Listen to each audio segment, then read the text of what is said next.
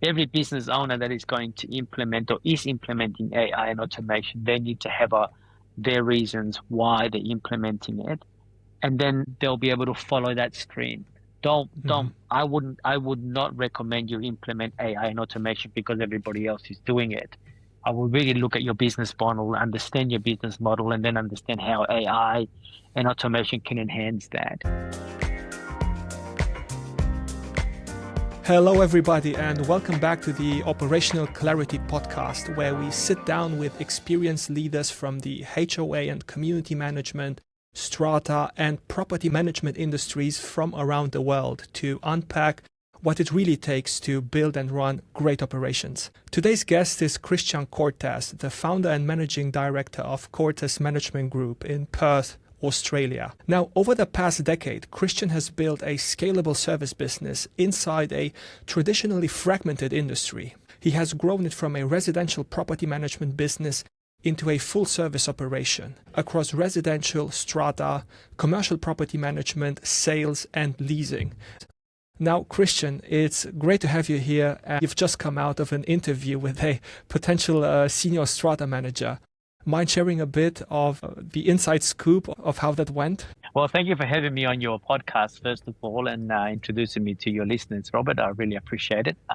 Yeah, so today we interviewed a senior strata manager that we have been looking at filling that particular seat for about 8 months. This particular candidate came very highly recommended from us. We know the candidate is very well known within the industry. So this interview got scheduled in late yesterday afternoon, so for this morning, and it went very, very well. He was already very much interested in working at Cortes, having followed us for a while and understanding our core values and what we've done and what we stand for. So it was one of those interviews that it was just the right time, the right place, the right people, and the result was that we've offered him the role and he's accepted. So we are very, very happy at bringing him on board and filling that seat that we needed to fill. Yeah, this sounds very good. And this brings me to something that I've read on your social media profile on LinkedIn. You had your 10-year company anniversary not long ago, and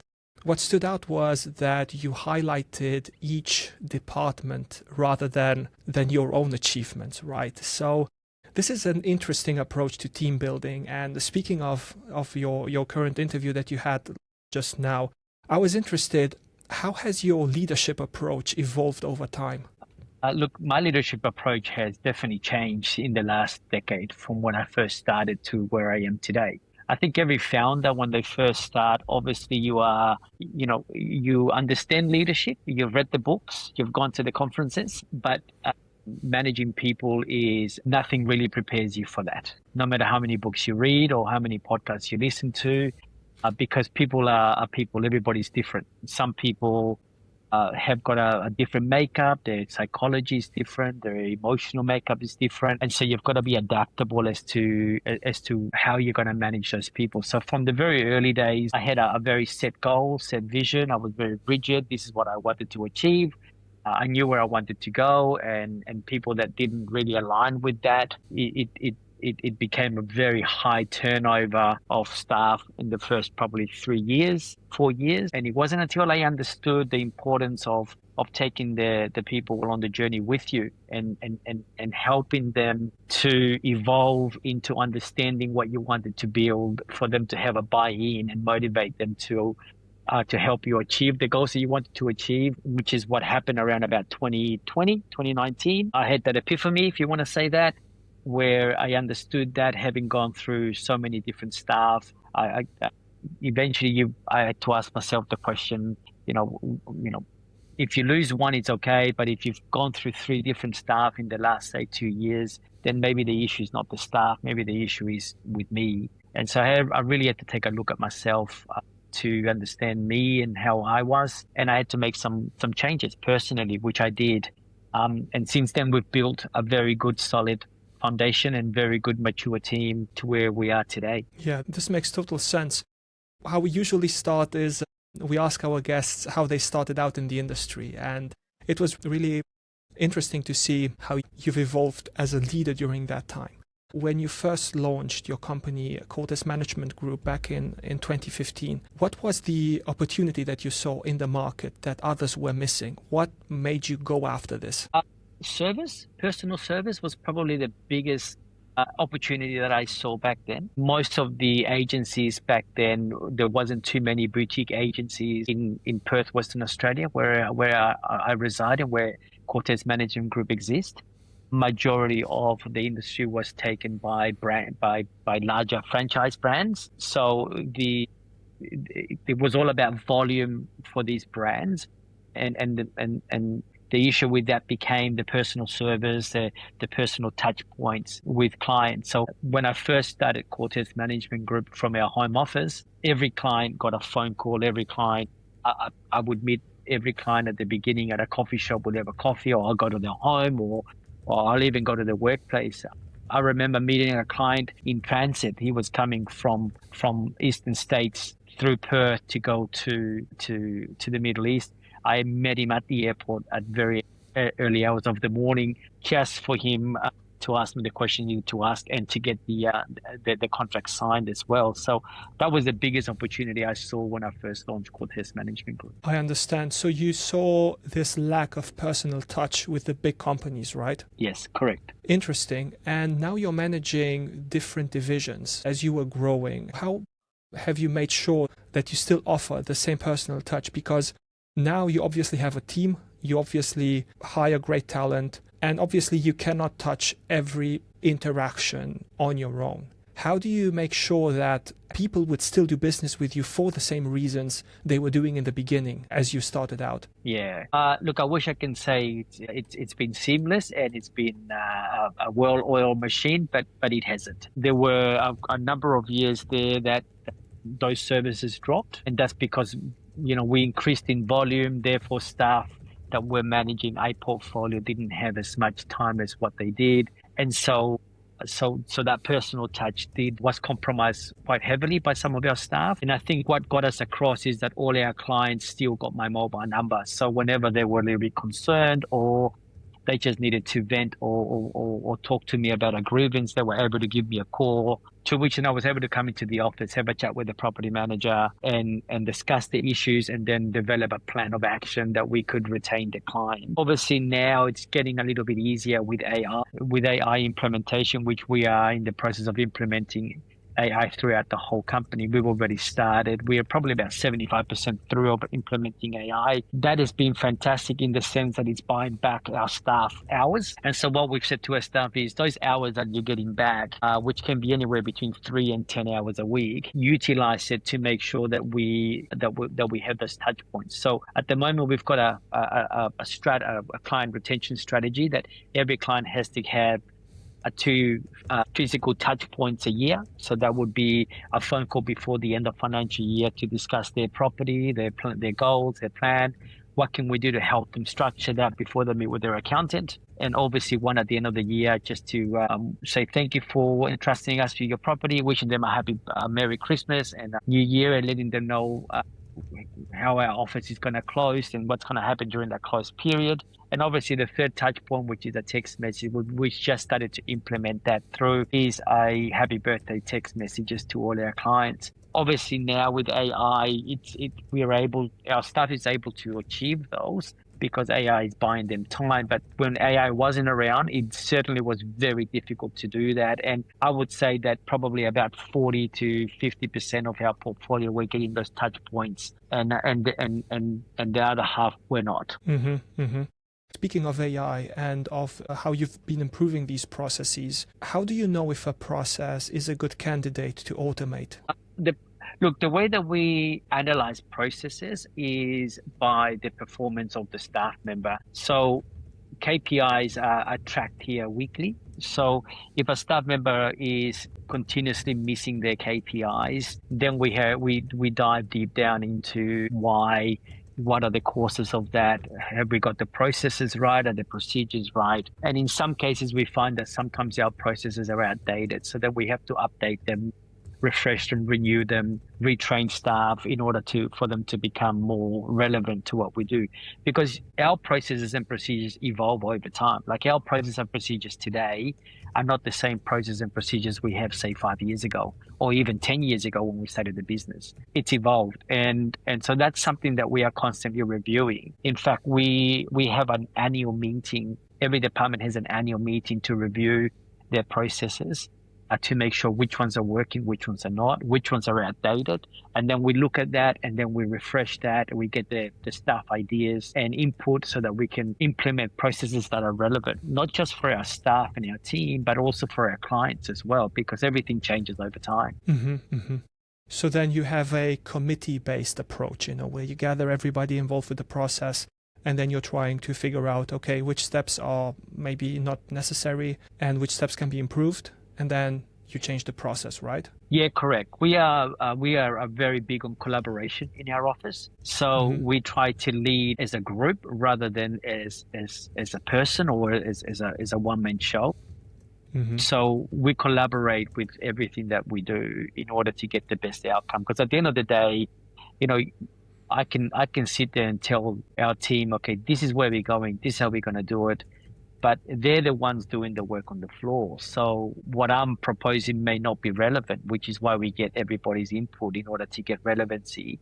Because relevancy makes the process easier and it makes it more understandable for the staff member. It also has ownership of that. The staff actually owns the process because they've been part of that journey to get to where we are. Yeah, definitely. Process ownership is super important. I think it's a way that you can align interests, basically. So if they have ownership, they have to know how to figure out the problem. It's not like when you're micromanaging them and you're giving them micro tasks. You give them a task and they have to figure it out. And with regards to technology automation, do you have a dedicated team in place that works specifically on these tasks? Or how do you know which tools are out there and which tools are best for which process? Like, how do you do this matching?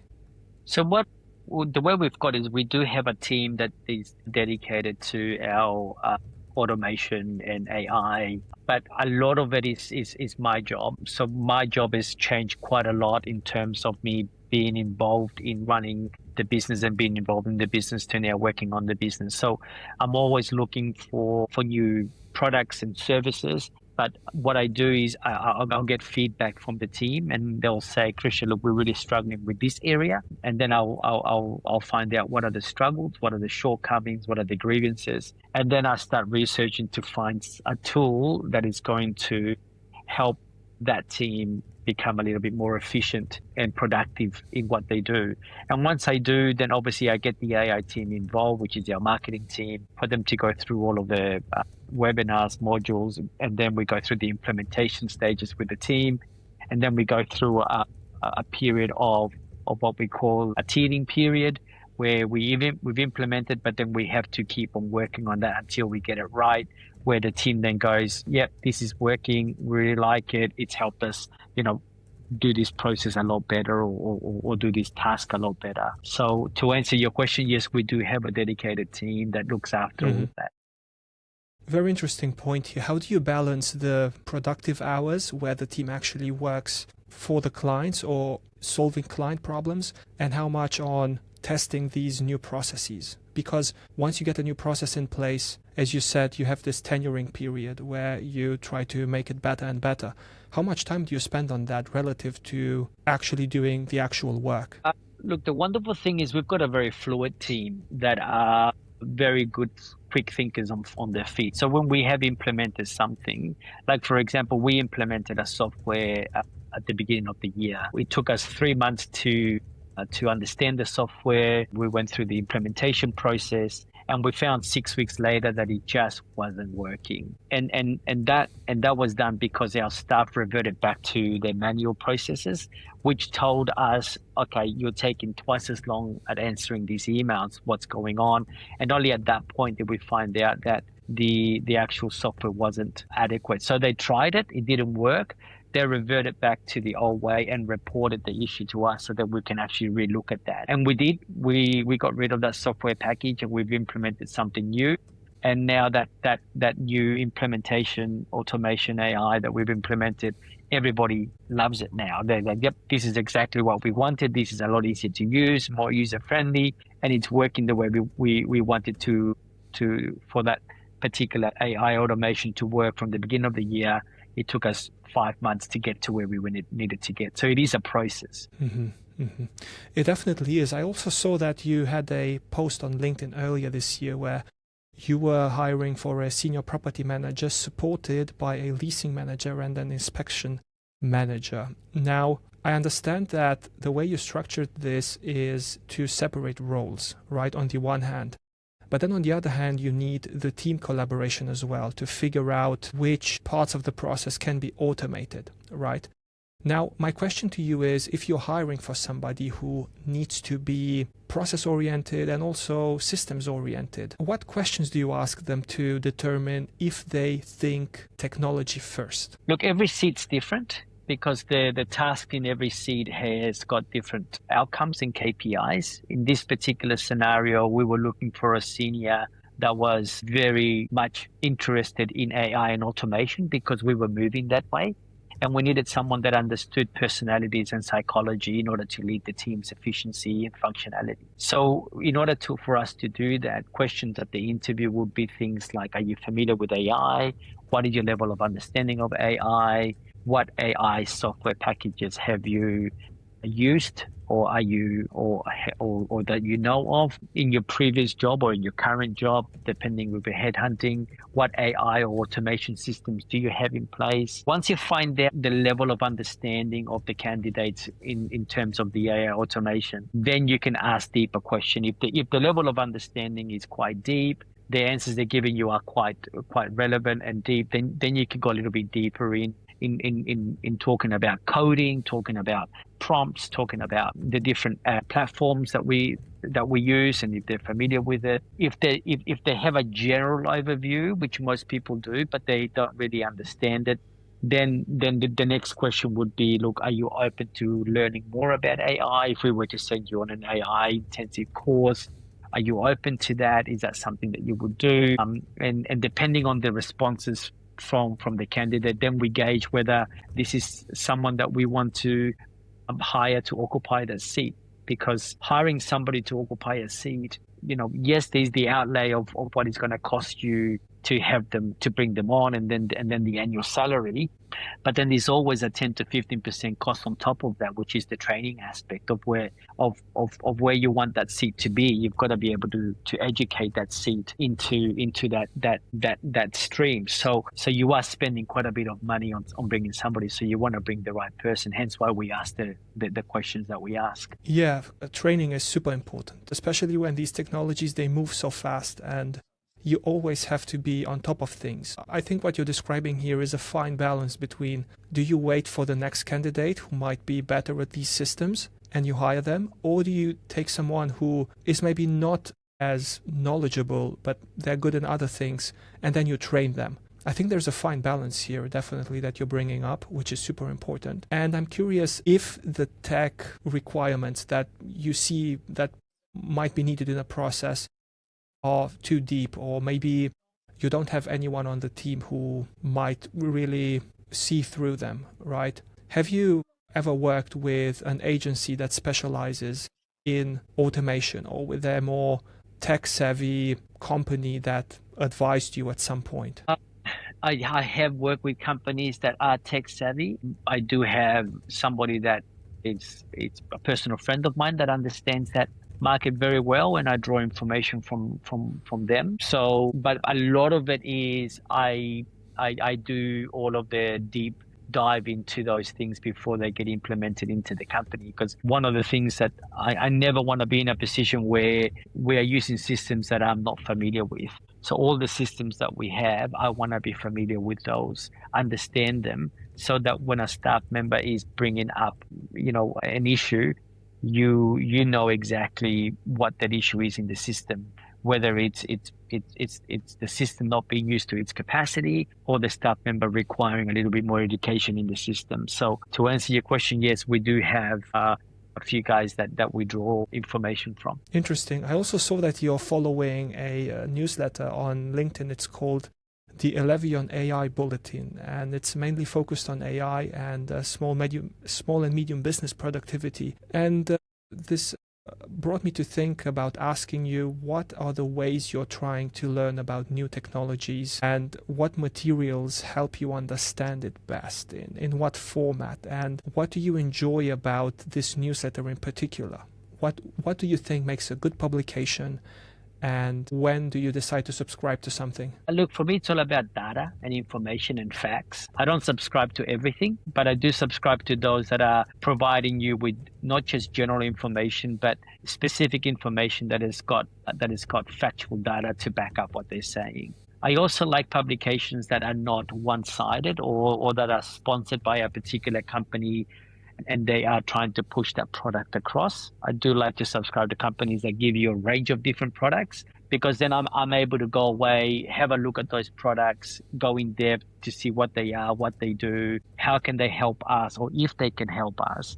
And then from there, then I make decisions, oh, this software will actually do us or help us right now, or there might be some software that I put down on my wish list and say, this is something that we are going to use in about a year, 2 years, 3 years from now. So at least I've got a basic understanding of that to help us to, when we are at that point. When you're looking for a solution, are you mainly shopping for off-the-shelf products, or have you had situations where you needed something bespoke that should be built for your particular process? Look, in terms of our residential property management department, we have got an off-the-shelf product that we have been able to tweak it in order to fit our personality within that department. So we didn't really need to go and build something there. Our commercial department, on the other hand, we are just in the process of implementing an AI automated task flow system through it, because the current software that we use for commercial doesn't allow that. And our commercial team has grown to about 5 people now. So we need to implement something where our commercial senior property managers can manage their task flows a lot easier than just a Google Calendar or a Google task flow chart. So in that instance, we've had to go outside of that department. Now, that was a very interesting one, because I spent quite a lot of time at the beginning of the year looking at different software packages that can do that, and at the end we had to come back and settle for something like Monday.com, which is a task flow system that we are in the process of implementing. With Strata, it's a little bit different. So the software in Strata, the Strata director has had quite a lot of input into that software development with the developers, so she was able to advise or suggest to the developers what is required, and so that's a one-stop shop for the Strata department. So to answer your question, we've been lucky enough to not be at that point yet where we need to develop something for ourselves. We have been able to find products off the shelf that we've been able to tweak and maneuver for it to fit our own personal business.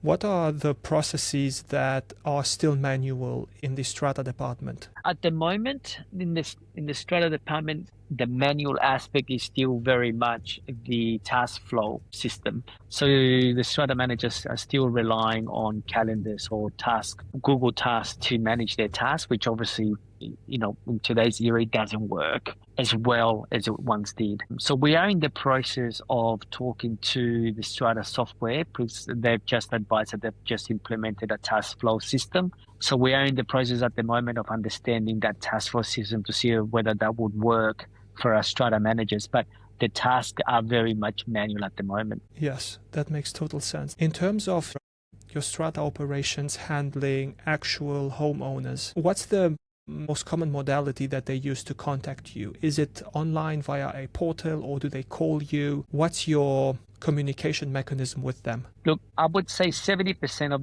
the outbound communication into the office is via emails. I would say about 20% is via phone calls, and 10% will be other, such as a text message, or someone goes into our chat box in our website and communicates with us that way. That will be the breakdown of the communication system in Strata from externally to internally. Makes sense. And some of the questions we ask all of our guests towards the end of the interview is what's the most interesting or counterintuitive thing that you've learned recently in your industry that most people, most of your peers in the industry would disagree with? That's a very challenging question. I would say flexibility of staff. We've had to learn to be very flexible with all of our teams across the board. You know, we've had to be flexible with young mums, for example, when, the son or daughter is getting an award at school. We've got to be able to be flexible to give them that time off. We've got to be flexible to be able to give people holidays during a family time that they are taking a whole family holiday. So I've had to learn to be very flexible with our staff, and I've had to learn to be very flexible with our start and end times during the day. The industrial revolution era is definitely come to an end on that. And so I've had to learn to be very flexible in terms of giving staff their calendar back to them and saying, look, this is your KPIs. This is what's expected of you. At the end of the week, that's what we're going to measure you on. So whether it's, I've had friends of mine that run businesses like ours, and why do you give them that option? They're working for you. You're paying them their salary. They should be in your office at 8:30 and they should be clocking off at 5 o'clock. There shouldn't be any flexibility. But I've had to learn to be flexible with our team. Mm-hmm, mm-hmm. What do you think will separate the leading firms from the ones that are being left behind in the next 5 to 10 years, based on your experience? Implementing AI and automation effectively and understanding the purpose why you're implementing it into your business. Because we see this a lot with friends of mine that have implemented AI and automation, but it's not working. So they're paying a subscription for something that the staff isn't using. And also understanding AI. I've got friends of mine that, like, I'll get an email back from them and I can tell that it's an AI written email, right? Because I know them personally. I know their language. I know how they think. I know their thought patterns. And the email I got is not who Robert is, right? So I think what's going to set apart most agencies in the next 5 to 10 years is the implementation of AI and automation effectively for your business. Mm-hmm.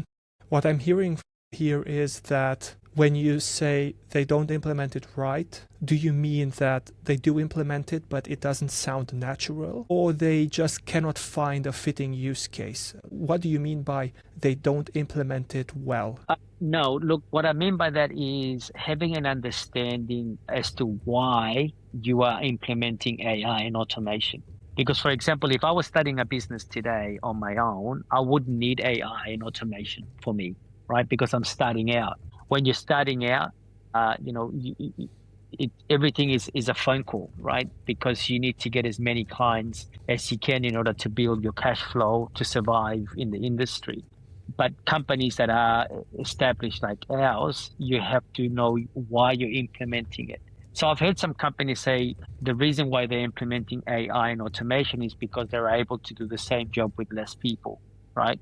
That's their why. For us, for example, the reason why we are implementing AI and automation is to buy our staff time so that they can fulfill their client retention strategies that we've put in place effectively. I see. Basically, there's two types of operators. The ones that think, okay, they can cut costs by cutting staff, and others say, okay, we have the same staff, but we will improve service. So we will eventually be able to grow with the same staff. Is that what I'm hearing? Correct. That's your why. So every business owner that is going to implement or is implementing AI and automation, they need to have their reasons why they're implementing it, and then they'll be able to follow that stream.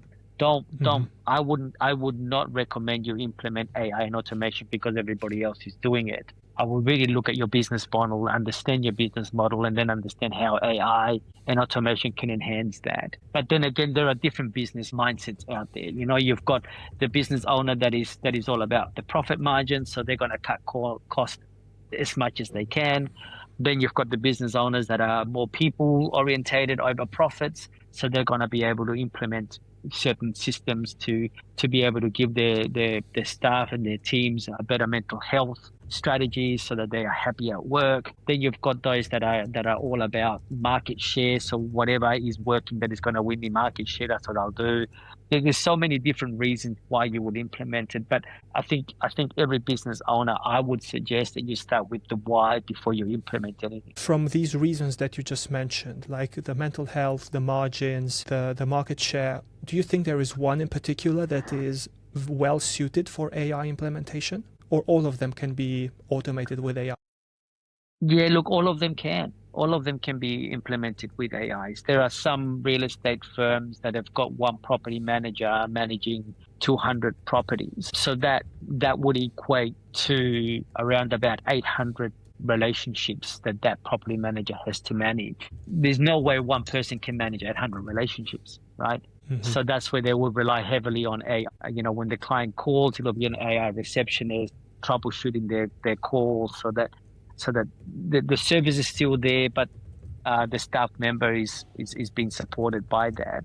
And then there's other strategies where they bring an AI to buy you time so that you can actually talk to that client rather than an AI robot talk to that client. So it would fit any business model as long as you understand the reasons why you're implementing it. I like this approach. Most AI phone companies, they say they answer the question for the caller. And your angle is interesting. AI buys the team time so that the team can answer the caller, so you still have this human touch. I really like that. This is a really nice angle. And finally, the last question. If you think back to when you started in the industry and think about somebody else who is starting out now and think from your perspective, what advice would you give to your 20-year-old younger self? Start the business how you see it in 10 years' time. That's the advice I would give. One of the biggest challenges that I had is because I was so personable with all my clients when we first started.